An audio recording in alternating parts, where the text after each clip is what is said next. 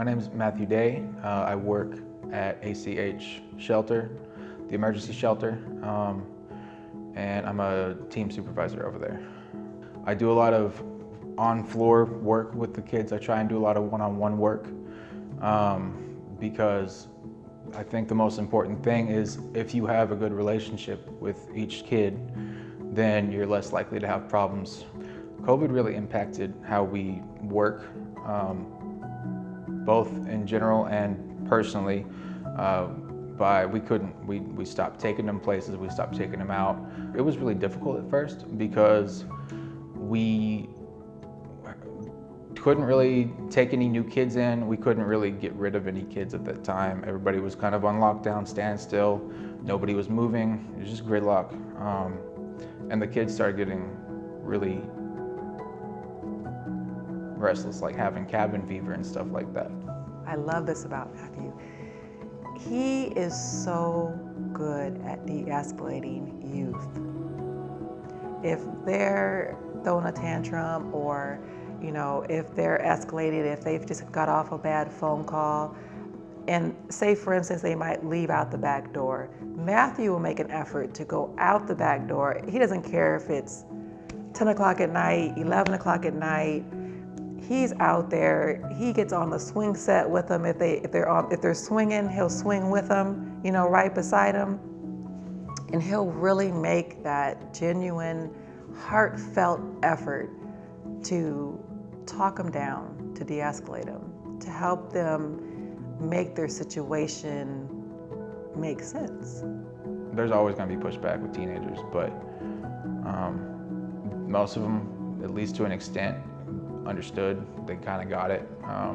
They would, at least for the most part, follow the rules for no other reason than just respect for the staff that work there. Like they always have had a pretty good job of doing that. They can tell when staff are,